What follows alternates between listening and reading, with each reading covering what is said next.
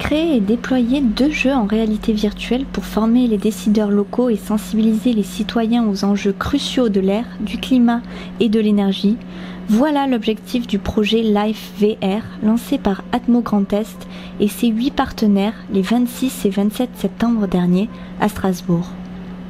Le projet Life VR consiste à développer et à déployer 2 jeux en réalité virtuelle pour former les décideurs à la qualité de l'air et pour sensibiliser les citoyens pour qu'ils puissent mettre en place des actions d'amélioration.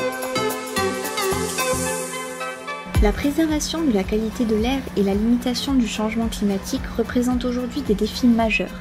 Ces thématiques étroitement liées sont cependant complexes à traiter car elles demandent d'agir sur de multiples secteurs: mobilité, énergie, aménagement, agriculture, et sous-entendent des changements à la fois collectifs et individuels dont les effets ne sont pas immédiatement perceptibles. It's very difficult to reach out to citizens and stakeholders, and we think that through such an innovative idea we can reach out to these target groups which are essential actually. It should be a common effort from the whole society.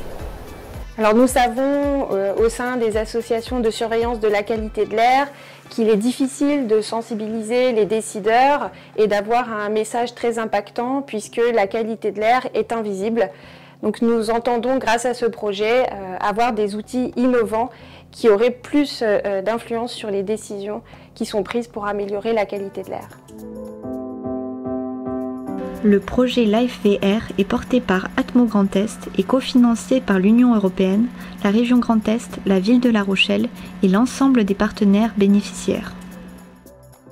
Alors pour nous, travailler sur un projet Life, c'est l'opportunité de travailler avec nos collègues à l'échelle européenne sur un projet d'envergure pour derrière avoir des outils qui vont nous permettre sur notre territoire de sensibiliser la population à la qualité de l'air, aux problématiques énergie-climat également. Pendant 4 ans, 6 associations régionales de surveillance de la qualité de l'air vont s'associer à l'Université de Bourgogne-Franche-Comté, l'Université de Malaga en Espagne et à l'Agence roumaine de l'énergie ATMI pour créer et déployer 2 jeux en réalité virtuelle sur la thématique Air, Climat, Énergie, un serious game pour les décideurs politiques et un escape game pour le grand public. Atmo Hauts-de-France accompagne au quotidien les collectivités pour améliorer la qualité de l'air. Et grâce au projet Live VR, ça va être l'occasion de leur donner des outils innovants pour vraiment qu'ils soient acteurs du changement et dans le domaine de la qualité de l'air, de l'énergie et du climat. Avec le projet Life VR, les partenaires ont fait le pari du jeu en réalité virtuelle comme support de formation et de sensibilisation auprès des décideurs et du grand public. When you see animation, which is something that is very attractive and easy to understand, it's much better than filling a paper or reading a paper or information from different organisms. I guess it's an easy way to reach them and to sensibilize them. Dans les 2 outils, les joueurs seront transportés dans un futur sombre car rien n'aura été fait pour lutter contre la pollution de l'air et le changement climatique. Mais ils pourront changer cet avenir en prenant les bonnes décisions et en agissant à leur échelle. Les jeux s'appuieront sur des scénarios réalistes grâce à l'utilisation de données locales sur la qualité de l'air, le climat et l'énergie fournies par les associations régionales de surveillance de la qualité de l'air comme Atmo Bourgogne-Franche-Comté. Atmo Bourgogne-Franche-Comté va apporter l'ensemble de ces données locales pour alimenter les jeux sur la transversalité, qualité de l'air, santé, climat. Que ces données soient issues de mesures ou de modélisation, qu'elles soient de type diagnostic ou prospective pour permettre une vision à moyen ou plus long terme. Budget total du projet sur 4 ans, 1,3 million d'euros financés à hauteur de 60% par le programme européen LIFE. L'ambition à 2026 est de former 1400 décideurs et sensibiliser 12 000 citoyens sur 8 territoires d'expérimentation. La ville de Malaga en Espagne, la ville de Brasov en Roumanie et 6 régions françaises, dont une en Outre-mer, la Martinique grâce au partenaire Madininer.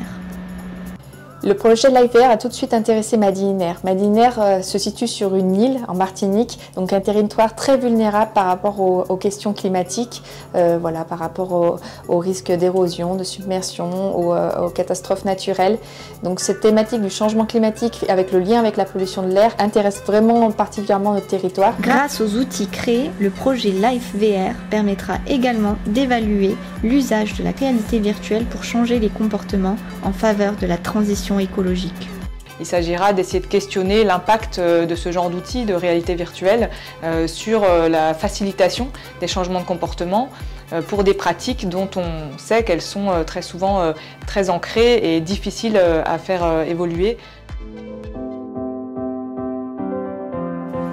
Les 26 et 27 septembre officialisaient le démarrage du projet Life VR.